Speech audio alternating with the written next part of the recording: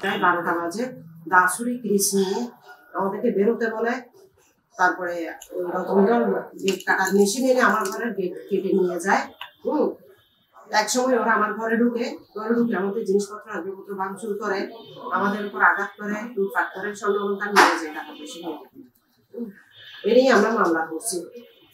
এরপরে আবার হঠাৎ করে এসে বাইরের লোকজন নিয়ে এসে, আমরা সংখ্যালঘু হওয়া সত্ত্বেও মুসলিম কতগুলো লোক এসে ওর ভাড়া করা গুন্ডা আর কি, ওরা এসে আমাদের উপরে হামলা করে, আমাদেরকে আবার দ্বিতীয়বারও লোহার গেট কেটে নিয়ে গিয়ে সিসি ক্যামেরা ভেঙে দেয় 3টা, আমার ঘরে ঢুকে আমাদের উপরে হামলা করে, জিনিস লুটপাট করে। কিছুদিন পর আবার করে। এরপরে গত 27 তারিখ হঠাৎ করে এসে আমার ঘরে দরজা বাড়ি দিলে আমার ছেলে দরজা খুলে, আমি আর আমার মেয়ে বাইরে ছিলাম, আমার হাজবেন্ড আর আমার ছেলে ছিল।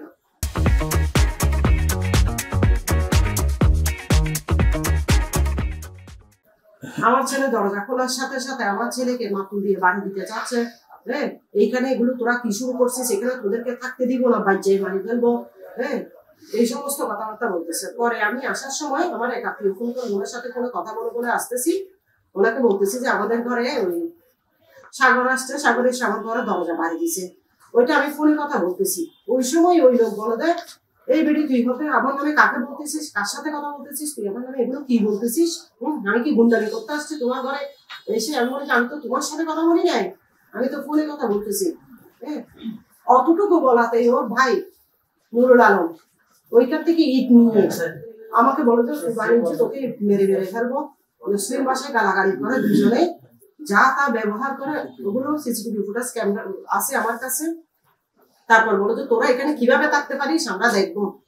তারপর সাগর বলে যে এই রতনধরের সাথে আমার চুক্তি হয়েছে, এই চুক্তি হয়েছে যে এটা তোমাদেরকে ঘর থেকে বের করে দেওয়ার জন্য। তারপরে এগুলো আমি ওর সাথে যেটা চুক্তি হয়েছে এটা কার্যক্রম হবে, এটা ইয়ে হবে আর কি, বাস্তবায়ন হবে আর কি।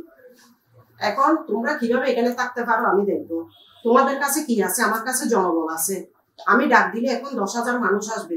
তোমাদের অস্তিত্ব এখানে আমি রাখবো না। তোমাদেরকে চাইলে এখান থেকে এখন বের করে দিতে পারতেছি, তোমাদেরকে এমন অবস্থা করবো, তোমাদেরকে দেশ ছাড়া করবো, কক্সবাজার ছাড়া করবো তোমাদেরকে, এগুলো বলতেছে। তারপরে এমন জায়গায় তোমাদেরকে মেরে এমন জায়গায় ইয়ে করে দেবো যেন তোমরা আত্মীয় স্বজন তো দূরের কথা, পুলিশের বাপও যেন খুঁজে না পায়। আর এখানে তোমরা 5টা সিসি ক্যামেরা লাগাও না কেন?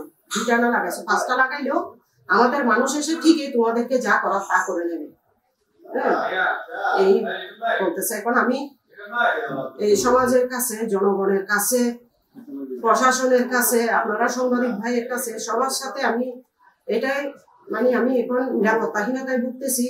যে কোনো সময় এই সন্ত্রাসীগুলা এই যে এখানে আছে আপনার ওই রতনধর, হিমেশ ধর, আরো কয়েকজন বাইরের গুন্ডাভান্ডার যাদের আমি নাম জানি না ঘটনায়, ওরা বিভিন্ন সময় আমাদেরকে হুমকি দুঃখি দিচ্ছে এবং প্রায় সময় ঘরে গিয়ে হঠাৎ করে ঘরে গিয়ে আমার উপর কোনো কথাবার্তা ছাড়াই আক্রমণ করতেছে, কোনো কিছু ছাড়াই। এখন ওরা আমি মনে করছি যে কোনো সময় আমার পরিবারে, আমার ছেলে মেয়েদের উপর কিংবা আমার উপর বিশেষ করে হ্যাঁ যে কোনো সময় যা কিছু করতে পারে, এরা আমাকে রোডে কাটে বলেও মেরে ফেলতে পারে।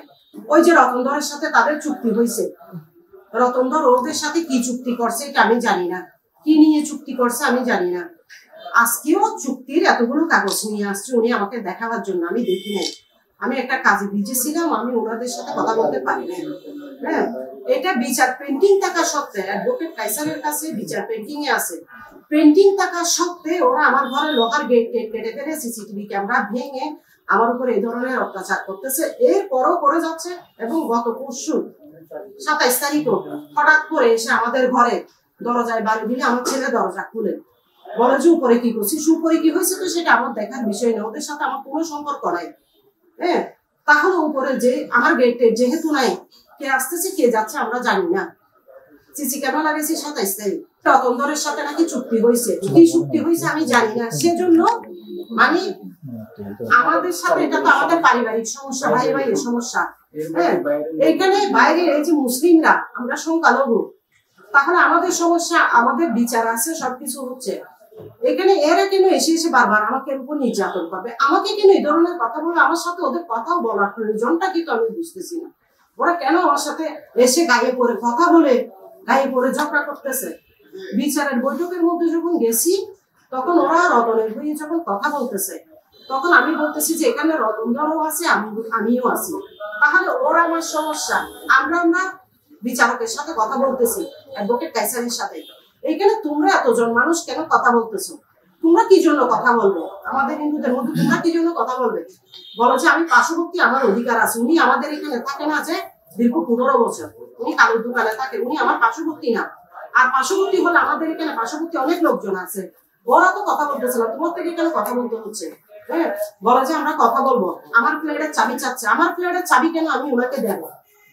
উনি বিচারকে বলতেছেন যে আমাকে ফ্ল্যাটের চাবি দিতে, কিন্তু উনি বলতেছে আমাকে ফ্ল্যাটের চাবি দিতে।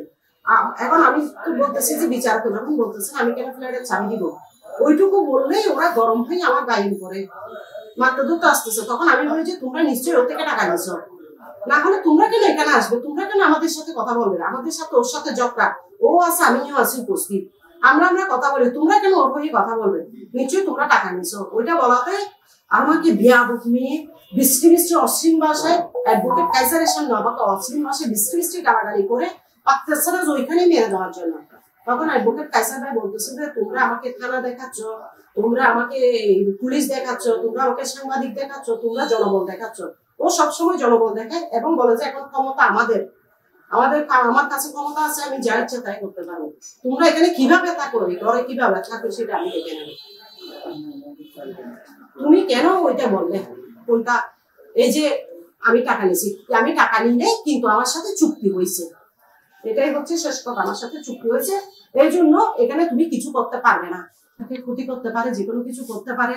তো সবার কাছে আমি এই অনুরোধ, আমাদের দিকে একটু দৃষ্টি আকর্ষণ করবেন। আমার যদি কোনো কিছু হয়েও যায়, কিংবা আমার সন্তানের যদি কিছু হয়ে যায়, তাহলে আপনারা যদি আমাকে যখন করি তখন যদি আমাকে একটু সহযোগিতা করেন। এখন তো আমি ভয়ে ভয়ে আছি, যে কোনো সময় এরা যেহেতু হঠাৎ হঠাৎ আসতেছে, হ্যাঁ আমি থাকতে আসতেছে, না থাকতে আসতেছে, যে কোনো কিছু হতে পারে। আমি সেজন্য সবার কাছে আমার নিরাপত্তা কামনা করতেছি, আমাকে একটু যদি সহযোগিতা করেন আপনারা। দাদা, ওই আমাদের একটা পারিবারিক সমস্যা সম্পত্তি নিয়ে, এটা দীর্ঘদিন ধরে চলে আসতেছে।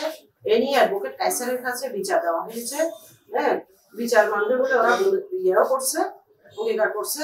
এরপর থেকে দিন থেকেই শুরু করে এই কিছু আমাদের সম্পর্কের ভিতরে আবার কিছু বাইরের লোক, হ্যাঁ এই যে মুসলিম কতগুলো লোক, সাগর, তারপরে নুরুল আলম, তারপরে রাকেশ, হরিজন, আরো অনেক লোক এসে আমাদের উপরে প্রতিনিয়ত হামলা করে যাচ্ছে। এগুলো হচ্ছে রতনের ভাড়া করা লোক আমাদের। তো ওরা সবসময় আমাদের উপর হামলা করতেছে, দিন নাই রাত নেই, সবসময় আমাদের ঘরে এসে এই যে দীর্ঘ 25 তারিখ, এই যে 25 তারিখে হঠাৎ করে আমার ঘরে আসে। আবার 11 তারিখেও ঘটনা করছে, আমার ঘরে লোহার গেট কেটে নিয়ে গেছে, সিসি ক্যামেরা ভেঙে দিছে, জিনিস লুটপাট করছে। এরপর আবার 25 তারিখে হঠাৎ এসে আমার ঘরে দরজা বাড়ি দিছে, জানুয়ারি 25 তারিখে। তখন আমার ছেলে দরজা খুললে আমার ছেলেকে হুমকি দুমকি দেয়, আমরা আসলে আমাদেরকে ইট পাথর নিয়ে উঠে, তোমরা এখানে কিভাবে থাকবে, আমার সাথে রতনজনের সাথে চুক্তি হয়েছে, সেই জন্য তোমরা এখানে থাকতে পারবে না, তোমরা এখানে কিভাবে থাকো আমি দেখে নেবো। এখানে থাকতে হলে আমার কথা মতো চলতে হবে, আমাদের কথা মতো চলতে হবে, আমরা যাই বলি তাই চলতে হবে। আমাদের কথার বাইরে গেলে তোমার ভালো হবে না। তোমরা কিভাবে চলাফেরা করো, আমি তোমার ছেলেকে তাকলা করে ফেলবো, মেরে পিটায় আমাদেরকে মেরে খুন করবো। এখন আমরা সংখ্যালঘু, আমাদের পারিবারিক সমস্যার মধ্যে এই যে বাইরের লোক, যে মুসলিমরা এসে আমাদেরকে কেন বারবার আমাদেরকে এরকম করে হামলা করবে, আমাদের উপরে নির্যাতন করবে। আমরা তো ওদের বাসায়ও যাই না, ওনারা কি আমার থেকে সম্পত্তি পাবে? রতনদের সাথে যদি চুক্তি হয়ে থাকে সেটা রতনদের আর ওর ব্যাপার, কিন্তু ওরা কোন আইনে কোন অধিকারে বারবার আমাদের সাথে এসে ঝগড়া করবে, আমাদের ঘরে এসে লুটপাট করবে, আমাদেরকে মারধর করবে, আমাদেরকে হুমকি দুমকি দিবে। হ্যাঁ, এখন ওরা জনবল দেখাচ্ছে, ওরা ক্ষমতা দেখাচ্ছে, ওরা বলতেছে যে বর্তমান সরকার, হ্যাঁ সরকার আমাদের, সবকিছু আমাদের, আমাদের জনবল আছে। এখন ডাক দিলে 10,000 লোক আসবে। এখন আমি আমাদের যা ইচ্ছা তাই করতে পারি, আমাদের জনবলও আছে, সবকিছু আছে।